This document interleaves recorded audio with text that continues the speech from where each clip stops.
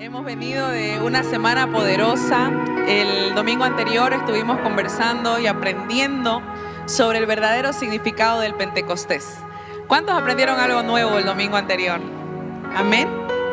Y si usted, como yo, tuvo que profundizar mucho más, yo quiero animarlo a que usted pueda entrar a nuestro canal de YouTube. Usted pone en YouTube H21 Iglesia y ahí le van a salir todas las enseñanzas que nosotros tenemos los días domingos aquí. Entonces probablemente a veces es mucha información, usted quiere profundizar más, quiere estudiar un poquito más, quiere volver a escuchar lo que el Señor le dijo. Y ahí yo lo quiero animar a que usted pueda entrar a YouTube, coloca H21 Iglesia, entra al canal y va a encontrar todas las prédicas. ¿Cuántos dicen amén? Igual la puede compartir con sus amigos, con sus hermanos, con sus familiares. Seguramente el Señor va a hacer algo poderoso. Gloria al Dios. Y bueno, entonces le estaba comentando, yo quedé picada, como decimos, ¿no? Los cambitas, con la prédica del domingo pasado. Y dije, Señor, yo quiero profundizar más en esto, porque todos los que empezamos el plan de lectura, sí o sí tenemos que pasar por Génesis, ¿no? Todos los años yo sé que usted empieza un plan de lectura de la Biblia. Y es apasionante poder conocer la historia del Señor desde el inicio.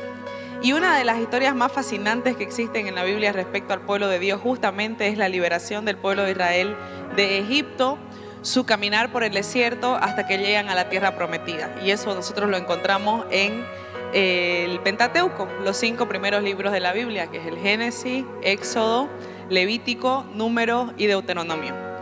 Y a veces nosotros decimos, qué aburrido estos libros, ¿no? Porque hay tantas leyes y cosas que no le entiendo. Pero si nosotros comenzamos a estudiar con un corazón predispuesto a poder entender los misterios y la palabra del Señor, el Espíritu Santo nos va revelando y la verdad que es maravilloso poder encontrar el corazón de Dios dentro de aquellas líneas y aquella historia. Pero no solamente se trata de una historia, como decía la pastora el domingo pasado, se trata de entender la ley del Señor para con su pueblo, ese contrato matrimonial y ese pacto que Él hace con su pueblo en el libro de Éxodo, capítulo 19, capítulo 20 y todos los capítulos que le siguen en el que dice y establece cómo quiere que su pueblo se comporte con Él. Es increíble ver lo que el Señor anhela y espera de cada uno de nosotros. Entonces yo quiero animarlo en esta mañana a que usted pueda volver a escuchar la enseñanza del domingo pasado y también que usted pueda profundizarse en las Escrituras y que el Señor pueda colocar en nuestros corazones un hambre y una sed continua por conocerlo cada vez más a través de su palabra. Amén. En esta mañana a mí me gustaría que nosotros podamos continuar conversando sobre lo que aprendimos la semana pasada respecto al Pentecostés, pero que también podamos entrar un poquito más en qué pasó durante esos días. Y mientras escribía el mensaje, el Señor me hizo notar una manera interesante de que podamos hablarlo, y es dividirlo como si esto fuera una historia completa, primer acto, segundo acto, tercer acto, amén, y así por delante. Entonces vamos a recapitular rápidamente y vamos a mencionar esta primera parte como el primer acto. El primer acto consiste en la liberación, el rescate, o vamos a llamar así, la salvación del pueblo de Israel en Egipto.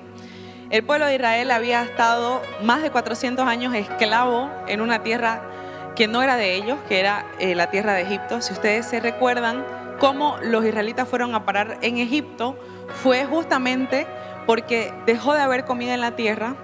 Y si ustedes se acuerdan, había una persona, un israelita, que quedó cautivo en Egipto con un propósito que Dios tenía para él, y era la vida de José. José era uno de los hijos de Jacob, nieto o bisnieto en realidad de Abraham, hijo de Jacob, hijo de Isaac, el hijo de Abraham y Abraham. Entonces José era uno de los hijos de Jacob que quedó cautivo en Egipto. Y usted conoce la historia, ¿verdad? Sus hermanos lo vendieron, él fue a parar a la casa de Potifar, un hombre extremadamente poderoso en Egipto. La mujer lo acusa de abuso sexual y él termina en la cárcel. Y durante su tiempo en la cárcel, él es preparado por el Señor para que él pueda gobernar Egipto. Cuando sale de la cárcel, lo nombran como el segundo hombre más importante de Egipto. El faraón le dijo, aquí está mi sello, todo lo que vos digas se tiene que cumplir porque es como si yo estuviera hablando. Y a través de José, entonces, la crisis alimentaria que ocurre en el mundo, especialmente en esa región del planeta, puede ser llevada adelante gracias a que él interpreta los sueños del faraón, de las 7 vacas flacas y las 7 vacas gordas y las 7 espigas de trigo que se comían a las 7 espigas de trigo más flacas. Él interpreta que habían 7 años de abundancia y 7 años de escasez. Y entonces él tiene la capacidad de tener la oportunidad de hacer una planificación estratégica para la economía, no solo de Egipto, sino de toda esa área. Y él hace que durante esos 7 años de abundancia se pueda generar ahorro. Y él almacena el trigo, almacena todos los granos que se cultivaban en los silos. Y durante los 7 años de escasez, él comienza a vender esta producción y consigue incluso alimentar a los países vecinos. Como él estaba prácticamente exiliado en Egipto porque sus hermanos lo habían vendido en el pueblo de Israel, que es el nombre de su papá, donde estaban todos sus hijos, se creía que él había muerto. Pero cuando Jacob manda a sus hijos a Egipto a conseguir comida, se dan de cara con José. Si usted quiere leer esta historia, es hermosísima, está en Génesis. Miren, la acabo de contar, he ahorrado varios capítulos, pero es bellísima. Entonces vaya ahí y sumérjase en esa historia. Hay toda una historia de reconciliación magnífica entre los hermanos y José. Pero de ahí Israel, que es Jacob, descubre que su hijo estaba vivo. Entonces él se muda a Egipto con toda su familia. El faraón le dice: mira, yo quiero que ustedes se queden en tal parte de Egipto. Era justamente un lugar extremadamente rico donde ellos podían apacentar a sus ovejas, porque ellos tenían se dedicaban mucho a la parte de la ganadería y a todo lo que era el cuidado de los animales. Entonces le dice: ustedes se pueden quedar allá,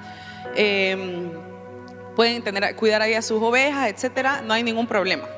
Esa tierra va a ser para ustedes. Solamente que terminan falleciendo José y el pueblo de Israel se pervierte, comienza a adorar a otros dioses y al final quedan esclavos en Egipto.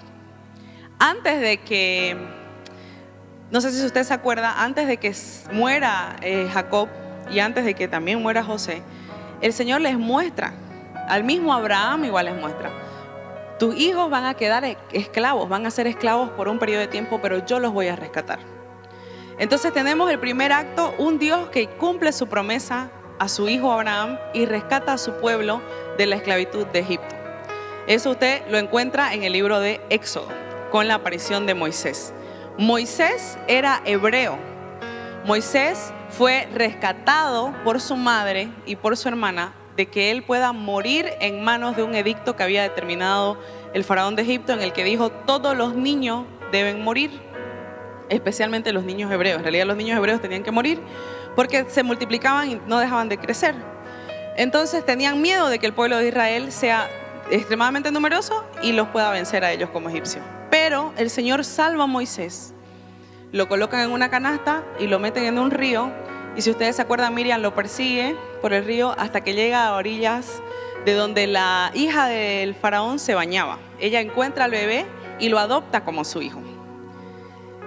Moisés, hebreo, crece con la cultura egipcia. Él aprende todo lo que necesitaba para poder gobernar, pero luego se escapa porque termina matando a un soldado egipcio, debido a que los soldados egipcios eran extremadamente crueles con su trato hacia los esclavos hebreos. Entonces él encuentra que este soldado egipcio estaba ejerciendo demasiada fuerza sobre un trabajador hebreo y lo mata, y él huye. Cuando él huye, él se encuentra con el Señor y Dios comienza a establecer su plan, ya a ejecutar su plan de salvación y rescate de su pueblo. Él ya lo había hecho desde que metió a Moisés en el canasto, desde que lo introdujo al palacio, desde que le enseñó a gobernar. Y ahora tocaba que Moisés comience a ejercer ese llamado que Dios le había dado. Entonces se lo lleva, tiene un encuentro con él con una zarza ardiente. ¿Cuántos conocen esa historia de la zarza ardiente? Es la primera vez en la que Dios habla directamente con Moisés. Y ahí le cuenta lo que quiere hacer con él. Te voy a usar para libertar a mi pueblo, y le hace un llamado a Moisés. Moisés le dice: no tengo la capacidad, Señor, yo no sé hablar, yo soy tartamudo. Como siempre, el Señor nos pone a prueba en nuestras habilidades, ¿no? Uno piensa: por ahí fulano lo iba a hacer mejor. yo mejor estoy para esta otra cosa. Pero en realidad Dios dice, no, yo te creé, yo sé para qué te llamé, yo sé para qué te hice, yo sé cuál es el propósito que estoy colocando en tu vida. No sé si el Señor le está hablando a alguien esta mañana, pero Él sabe, hermano, para qué lo creó. No importa cuánto nosotros querramos negarnos a cumplir su propósito y su llamado, Él va a seguir continuamente recordándonos de que Él tiene un plan y un propósito para nuestras vidas. Amén. Al final Moisés acepta, Dios le da a su hermano Aarón y le dice, muy bien, vos decís que no sabes hablar, Aarón va a hablar por vos, pero yo voy a ser el que les diga qué es lo que van a decir. Y ahí usted conoce todo lo que pasa en Egipto, ¿no? La historia de las plagas y cómo el pueblo es rescatado de su esclavitud y es liberado para que pueda salir. Solamente que ocurre una fiesta, la primera fiesta, que marca el inicio de la nueva historia del pueblo de Israel. ¿Quién se acuerda cuál es esa fiesta? La Pascua. Amén. La Pascua se celebra la última noche que el pueblo de Israel permaneció en Egipto. ¿Y qué les dijo el Señor? Bueno, en el día 10 ustedes van a agarrar un cordero, y les especificó qué edad tenía que tener el cordero, cómo tenía que ser el cordero. Lo van a degollar y van a empezar a hacer todos estos pasos para que el día 14, que es el día de la Pascua, ustedes puedan comer el cordero en familia, comer con estas hierbas amargas, y les da todos los pasos de cómo tenía que ser el Seder de Pesaj, que es en realidad el orden en el que se va a celebrar esta fiesta. ¿En memoria de qué? De que el Señor los estaba liberando de Egipto. Y les dio una orden: van a agarrar la sangre del cordero, van a pintar los dinteles de las puertas, para que cuando venga el espíritu de muerte no ataque ni hiera a los primogénitos de las casas. Y esa noche no fue una noche de muerte para el pueblo de Israel, fue una noche de vida y de libertad. Amén. De la misma manera que fue una noche de vida y de libertad cuando el Señor Jesucristo se entregó por usted y por mí, y con su sangre nosotros fuimos libres del pecado y de la muerte, que es la consecuencia de nuestro pecado. Entonces ahí vemos el primer acto de esta gran historia, y es Dios mismo proveyendo un sacrificio y haciendo todo lo que estaba a su alcance para que el pueblo de Israel pueda ser rescatado de la esclavitud y de la condenación en la que estaban viviendo. Y ellos son liberados. ¿Y sabe qué es lo increíble? La pastora Roxana igual nos contaba el anterior domingo. No solamente fueron libres hebreos, sino también egipcios. Egipcios que al ver la mano del Dios Todopoderoso por rescatar a su pueblo a través de esas 10 plagas, se convirtieron al Señor, porque creyeron en lo que los mismos hebreos le confesaban. Nuestro Dios nos prometió que nos iba a liberar y ahora lo está haciendo. Su vida, hermano, y su testimonio son una herramienta poderosa para que aquellos que no creen en el Señor se arrepientan y decidan entregarle su vida a Dios. No sé si usted quiere, pero yo quiero ser una carta abierta todos los días en la que una persona que no cree pueda leer en mí que mi Dios está vivo, que mi Dios es real, que mi Dios cumple sus promesas, que mi Dios no miente, que lo que Él dijo lo va a cumplir. Y eso fue lo que pasó cuando el Señor liberó al pueblo de Israel, porque comenzó a ver, fue testigo a través de lo que Dios cumplía en la vida de los hebreos, que Él era real y que su palabra era para siempre. Entonces ahí tenemos el primer acto. El pueblo de Israel es liberado, es rescatado y comienza a caminar hacia su promesa, que era la de habitar en una tierra que emanaba leche y miel. Y ellos comienzan a caminar en el desierto para poder alcanzar esa promesa. Y el Dios vivo que los liberó no los abandonó. Dice la palabra que de día iba como una columna de nube, y en la noche esa columna de nube se aparecía como una columna de fuego. O sea que de día los protegía del sol y en la noche los alumbraba y los protegía del frío, porque usted sabe que en el desierto, así como hace extremadamente calor, también hace extremadamente frío cuando el sol ya no está presente. Ese Dios estuvo con ellos siempre, pero como Él los había rescatado de una cultura que no correspondía a la del reino de Dios ni a la suya, Él necesitaba establecer un pacto con ese pueblo. Vamos a decir que era un pueblo sin nombre y sin Dios, porque ellos habían sido rescatados, pero lo que habían conocido de ese Dios era lo que habían visto recientemente en Egipto. Entonces Dios necesitaba demostrarle que Él los estaba rescatando, que Él los estaba desposando. Y como aprendimos el domingo anterior, que Él estaba casándose con ellos a través de un pacto y un contrato matrimonial. Y es así como 50 días después de esa cena deliciosa del Cordero y de haber celebrado la libertad y el cumplimiento de la palabra de Dios, ellos están al pie del monte Sinaí.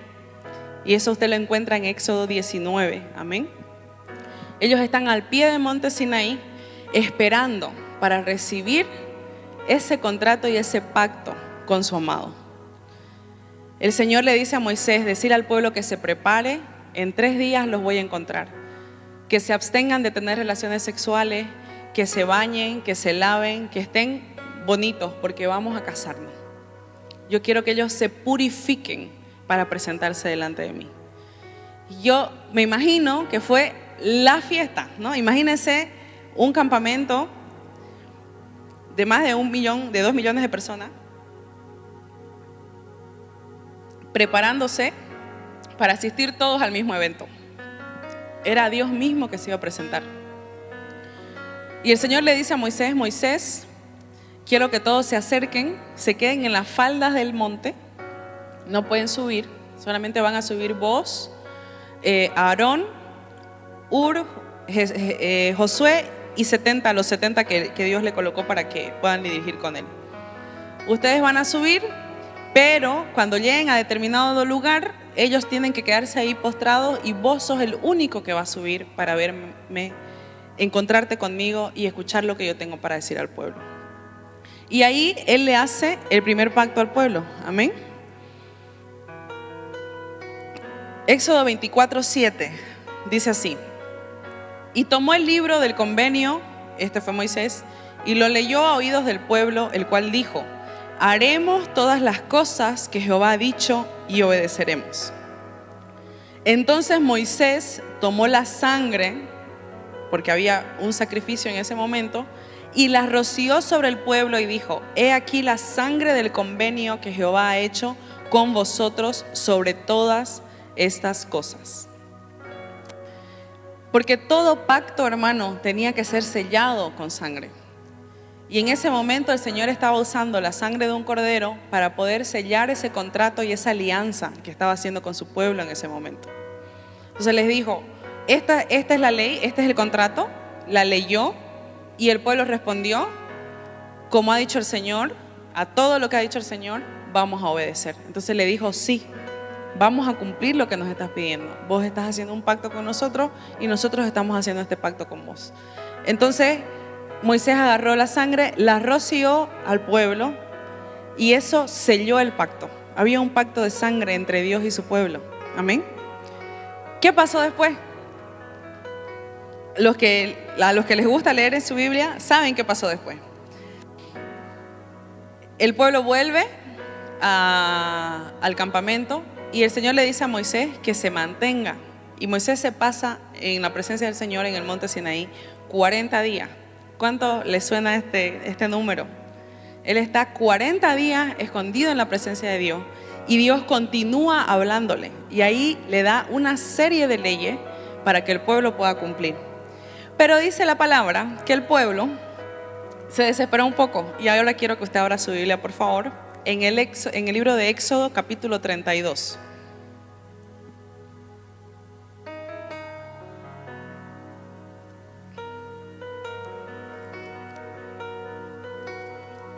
Éxodo capítulo 32, versículo 1 dice así: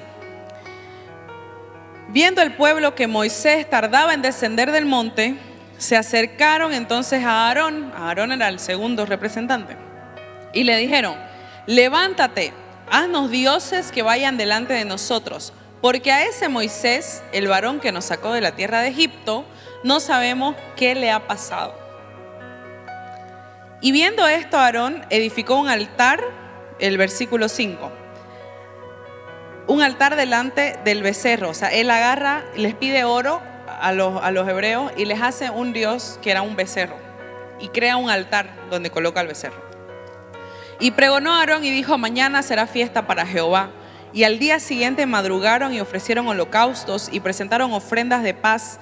Y se sentó el pueblo a comer y a beber y se levantó a regocijarse. Versículo 7. Moisés seguía en el monte con el Señor. ¿Qué le dice el Señor? Entonces Jehová dijo a Moisés: anda, desciende, porque tu pueblo que sacaste de la tierra de Egipto se ha corrompido. Pronto se han apartado del camino que yo les mandé. Se han hecho un becerro de fundición y lo han adorado. Y le han ofrecido sacrificios y han dicho: Israel, estos son tus dioses que te sacaron de la tierra de Egipto. Dijo más Jehová a Moisés: yo he visto a este pueblo, que por cierto es pueblo de dura cerviz. Ahora pues, déjame que se encienda mi ira en ellos y los consuma, y de ti yo haré una nación grande. Acababan de ver la gloria de Dios en el monte Sinaí. Dice la palabra del Señor en el mismo libro de Éxodo 19:20 que habían relámpagos, había fuego, había una nube que cubría el monte, temblaba el monte. Y era tan fuerte la manifestación de la gloria de Dios en ese lugar que el mismo pueblo le dijo a Moisés: por favorcito, subí vos, no nos hagas subir a nosotros, porque tenemos terror. No queremos subir, vos nomás subí y habla con Dios y nosotros nos vamos a quedar aquí abajo. Como por si acaso se le ocurría, digamos, a Dios que suba al pueblo. Era tan fuerte la presencia de Dios que aterrorizó a los humanos que estaban ahí, que no estaban acostumbrados a estar expuestos a la gloria de Dios. Después de ver eso, hermanos, ellos no pudieron esperar. Fueron 40 días y 40 noches. Poquito. ¿Y qué le dicen a Aarón? Fíjese esas palabras. Le dicen: ese Moisés que nos sacó de Egipto. O sea, atribuían lo que Dios había hecho en Egipto a un hombre, a Moisés. Amén. Y cuando le hacen el becerro de oro, es interesante. Ellos siguen creyendo que ese es el Dios que operaba en la vida de Moisés. O sea, no conocían a Dios. Se habían casado con el Dios vivo, pero no lo conocían. ¿Cuántas veces nosotros, hermanos, estamos en situaciones de dificultad, en situaciones de angustia, y queremos operar a través de medios que no provienen de Dios? Y porque no conocemos a Dios, porque no pasamos tiempo en su presencia, creemos de que eso es lo correcto para hacer. Y estamos vendiendo nuestro corazón, nuestra fe a otros dioses, adorando a otros dioses, porque no hemos tenido el verdadero compromiso y pacto con el nuestro para conocer y saber qué es lo que hay en su corazón y quién es Él verdaderamente. Que en esta mañana el Señor pueda traer a nuestro corazón un temor profundo que nos haga dedicar y gastar nuestra vida en la presencia de Él para que lo podamos conocer. Porque el domingo pasado nosotros nos volvimos a casar con Él. Dele un fuerte aplauso al Señor. Puede ser que el domingo pasado usted no haya visto relámpagos, ni nubes de fuego, ni haya habido un terremoto, hermano, pero su Dios estuvo aquí. Y el mismo Dios que a usted lo sacó de Egipto, que a usted lo rescató, el mismo Dios que cumplió su promesa de hacernos libres del pecado, de hacernos libres de la maldad, de rescatarnos de ese lugar donde solamente usted y yo sabemos que nadie nos podía rescatar, porque estábamos tan sucios por el pecado, tan inmundos por el pecado. Ese Dios que rescató a nuestra familia de la muerte, que ha sanado a nuestros enfermos, que ha provisto cuando no había. Ese mismo Dios es el mismo Dios que está en este momento, aunque usted no lo escuche. Porque el pueblo descendió, había experimentado el monte, pero ahora estaba en el valle. Y a veces, hermano, nosotros no vamos a tener manifestaciones sobrenaturales de Dios. ¿Qué vamos a hacer ahí? ¿Qué hacemos ahí? ¿Edificamos otros dioses? ¿Quebramos nuestro contrato matrimonial? ¿O esperamos a que Él nuevamente manifieste su poder en nosotros? Porque Él no se ha ido. Si usted se pone a pensar, el pueblo de Israel ya no estaba viendo la manifestación de la gloria de Dios, pero Dios seguía trabajando en su favor. Amén. Porque Él estaba en el monte con Moisés escribiendo qué tenía que hacer el pueblo para no alejarse de Él y para no vivir una vida miserable como la que había vivido 400 años. Y hay esta canción que dice: aunque no pueda ver, estás obrando. Y es ahí, hermano, donde nuestra fe opera. Aunque no te pueda ver, Señor, estás obrando. Aunque no te escuche, Señor, estás obrando. Aunque no te sientas, Señor, estás aquí y estás obrando. Aunque no lo veas, Señor, yo sé que estás obrando. Hermano, yo no sé por qué usted está pasando, por qué valle está pasando, pero no construya puentes. Todo valle es necesario para llegar al próximo monte.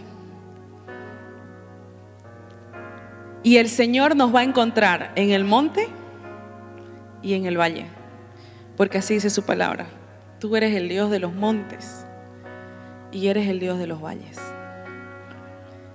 Y mientras el Señor estaba con Moisés, Él consigue ver y escuchar, y su corazón se rompe, porque el pueblo con el que se acababa de casar ya lo estaba traicionando con otro Dios.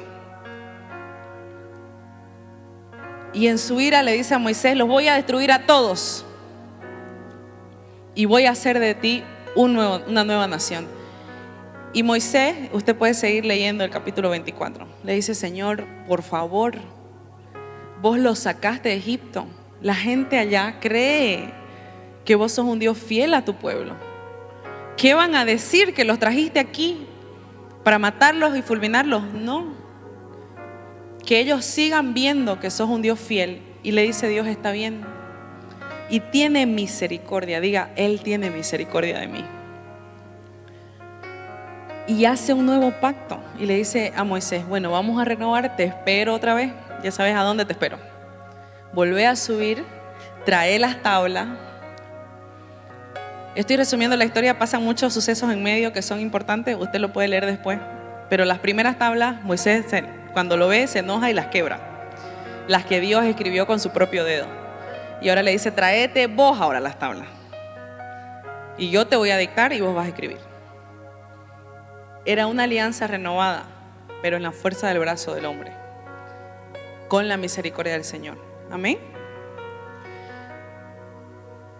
Solo que yo le pregunté al Señor: ¿qué pasa, Señor? ¿Por qué?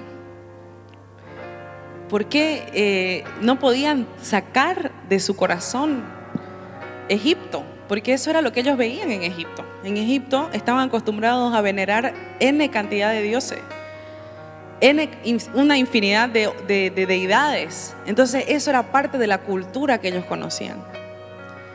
Pero había gente que había entendido, por lo que había visto y escuchado, que Dios era un Dios que podía hacer milagros. Y en esta noche el Señor quiere llamarnos a usted y a mí, a que nosotros podamos ser esas personas con ese espíritu diferente, como Josué y Caleb. Y yo le voy a invitar a que abra su Biblia en el libro de Números, amén, versículo 14. Ellos estaban en el desierto y necesitaban seguir avanzando hacia donde Dios los tenía que llevar. Y Moisés mandó a 12 jóvenes a hacer una expedición. Y nuevamente ellos fueron durante 40 días a mirar esa tierra, qué estaba pasando. Y cuando volvieron, hubieron dos informes. Entonces vamos a abrir en el libro Números 13, perdón. Vamos a leer primero un poquito en el 13. Versículo 31. Versículo 30, vamos a ir desde el 30. Les pregunta a Moisés: ¿cómo les fue? Denos por favor el informe. Entonces Caleb impuso silencio al pueblo en presencia de Moisés y dijo: subamos con decisión y apoderémonos de esa tierra, pues somos más poderosos que ellos. Una visión profética. Algo diferente.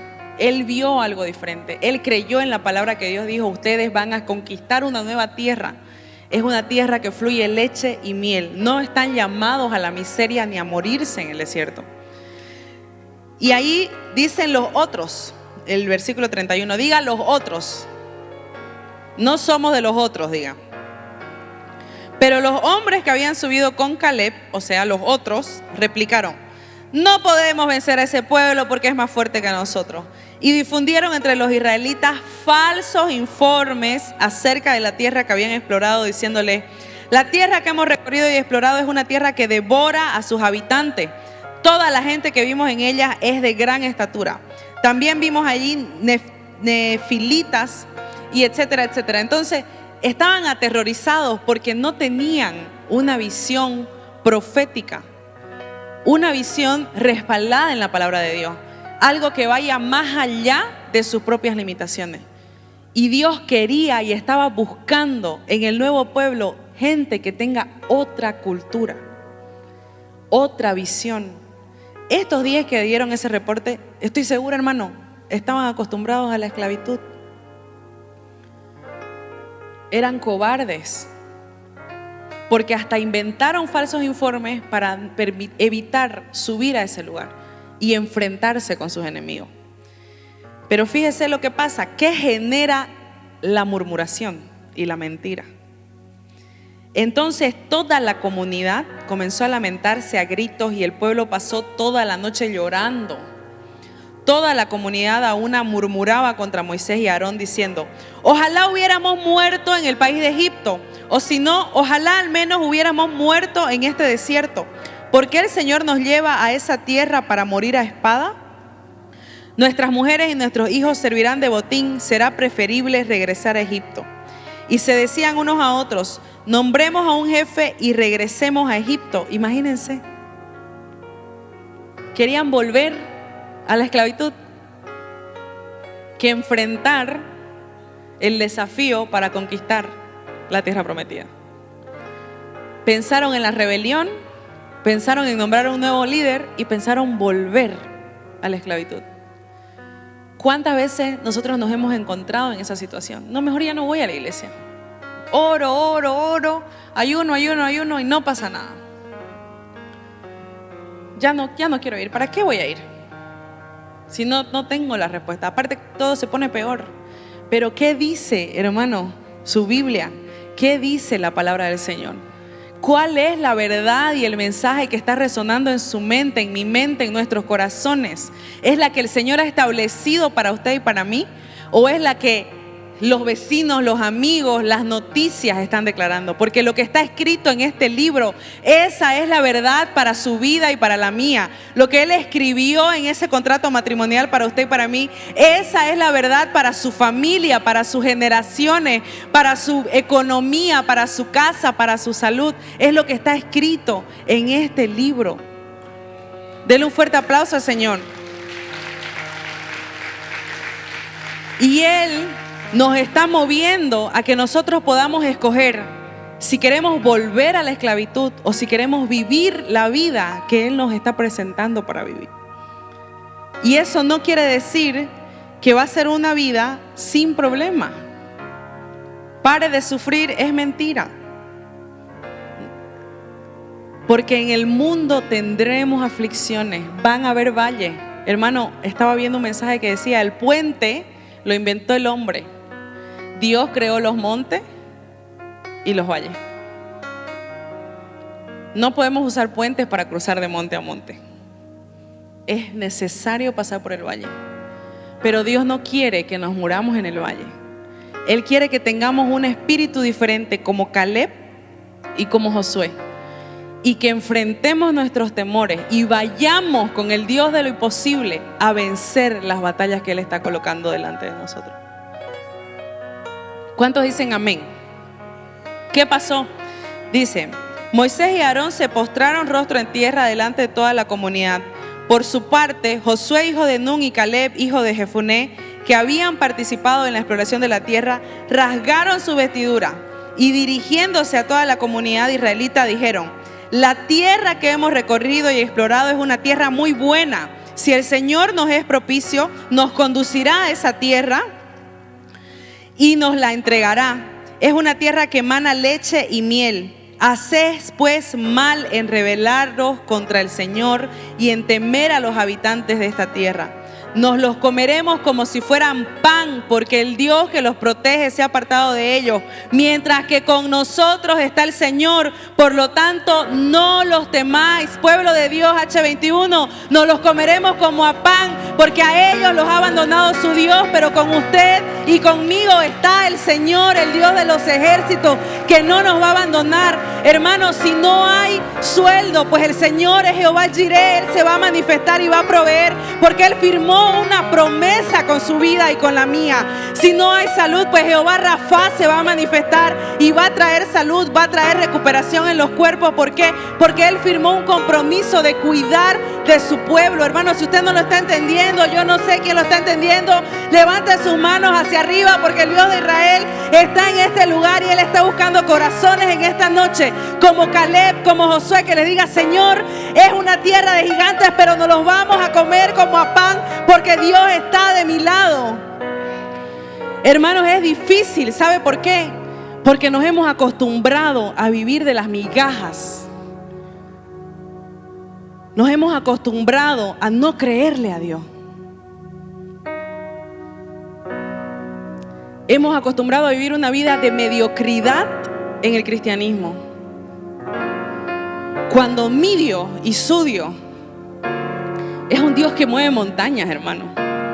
Es un Dios que puede liberar a millones de personas de la esclavitud. Y no es en el sentido figurado, es literal. Es un Dios que puede abrir mares. Ese Dios es el Dios que se casó con usted y conmigo. Ese Dios es el Dios que hizo un pacto con usted y conmigo. ¿Y dónde está su pueblo que le cree y quiere vivir de acuerdo a ese pacto? ¿Sabe qué? Yo no quiero ser como el pueblo de Israel, que le dijo a Moisés: vos subí. Yo quiero subir. Yo quiero verlo cara a cara. Yo quiero conocer a mi Dios. Porque si no lo conozco, cualquier otro Dios, hermano, me va a servir para creer. ¿Por qué el pueblo rompió el contrato? Porque era cobarde. Porque no tuvo la osadía de decir: podemos ir más allá. ¿Y sabe qué pasó?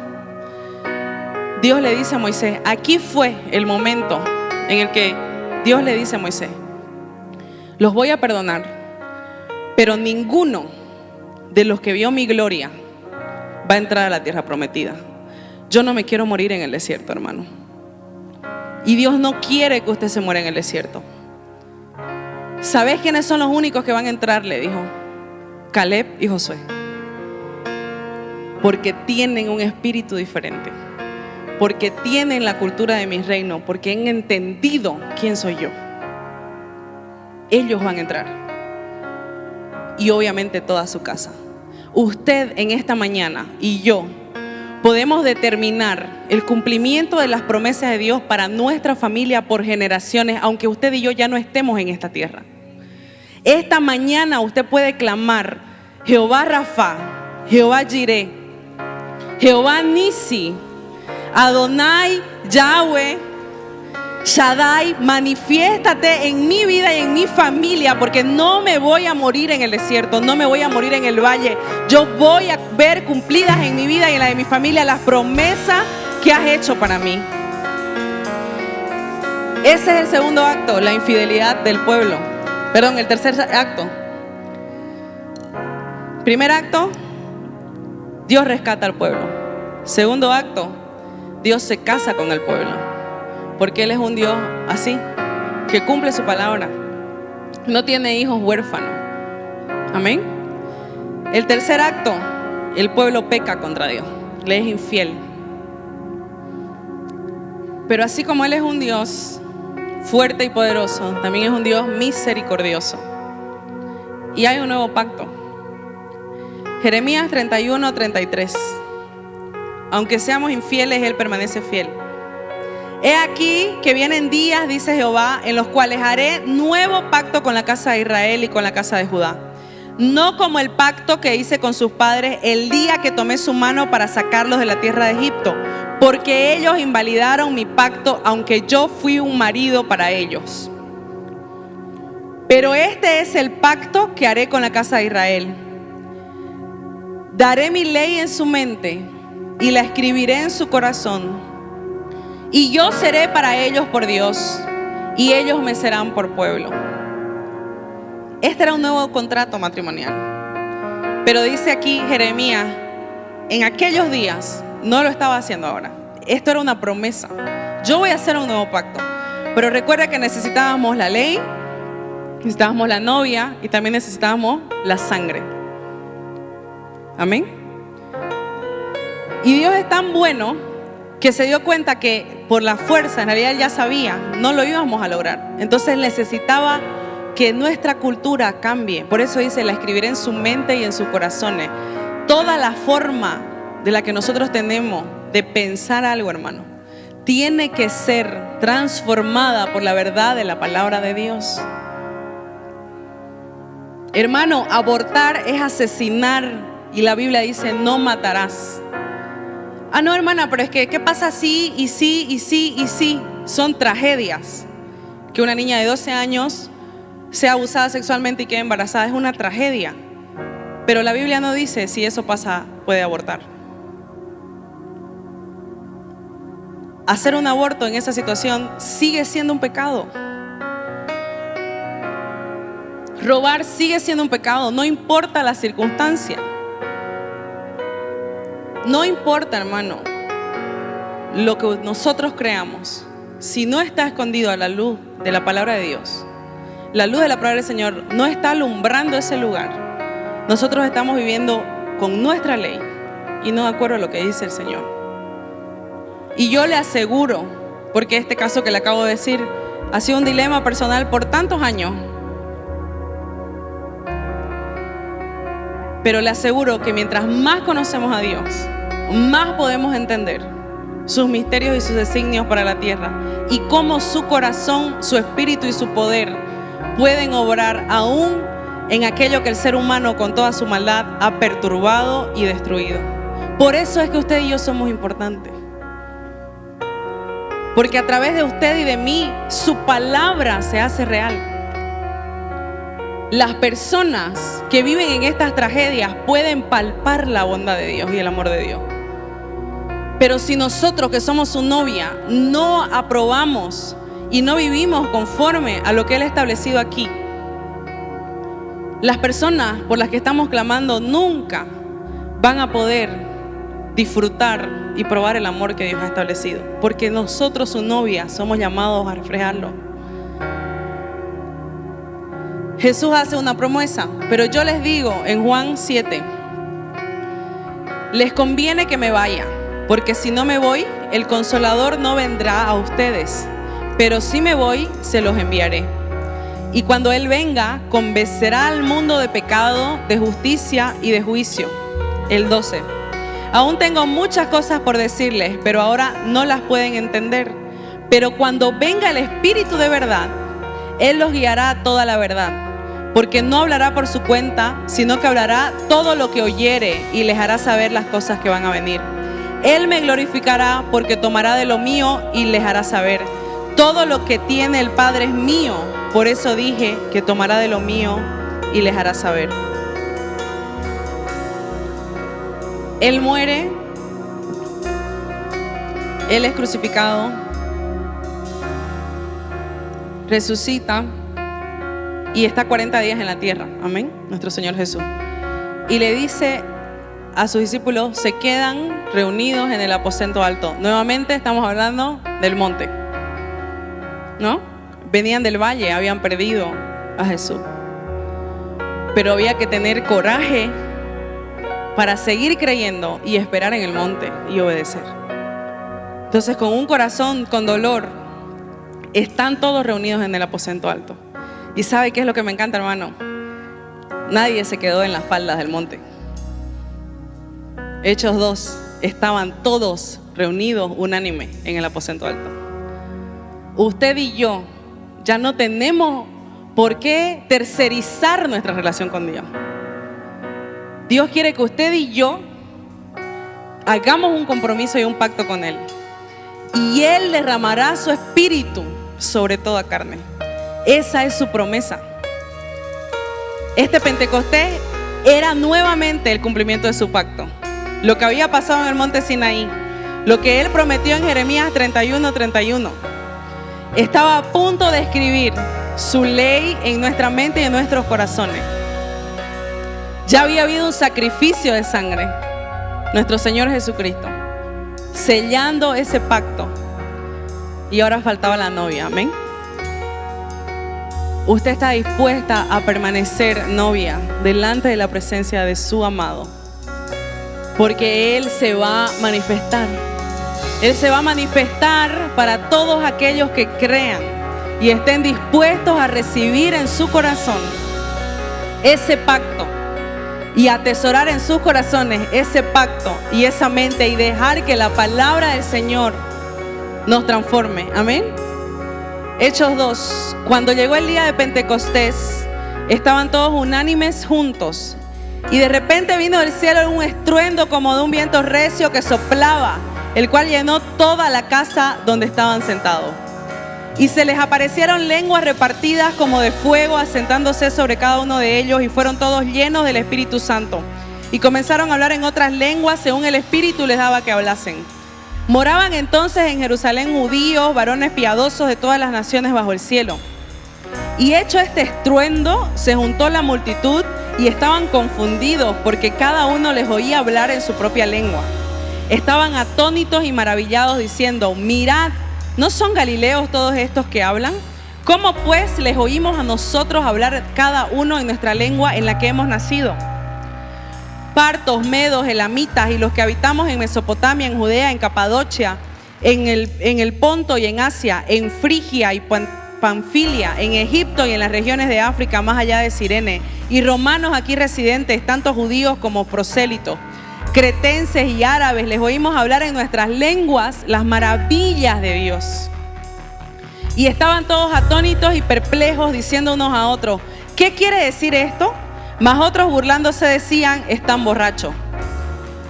Entonces Pedro, poniéndose en pie con los 11 discípulos, alzó la voz y les habló diciendo: varones judíos y todos los que habitan en Jerusalén, esto sea notorio y escuchen mis palabras, porque estos no están ebrios como ustedes suponen, puesto que es la hora tercera del día. Pero esto es lo dicho por el profeta Joel. Y en los postreros días, dice Dios, derramaré de mi espíritu sobre toda carne. Y vuestros hijos y vuestras hijas profetizarán, y vuestros jóvenes verán visiones, y vuestros ancianos soñarán sueños. Y de cierto sobre mis siervos y sobre mis siervas en aquellos días derramaré de mi espíritu y profetizarán. Y daré prodigios arriba en el cielo y señales abajo en la tierra, sangre y fuego y vapor y de humo. El sol se convertirá en tinieblas y la luna en sangre, antes que venga el día del Señor grande y manifiesto. Y todo aquel que invocar el nombre del Señor será salvo.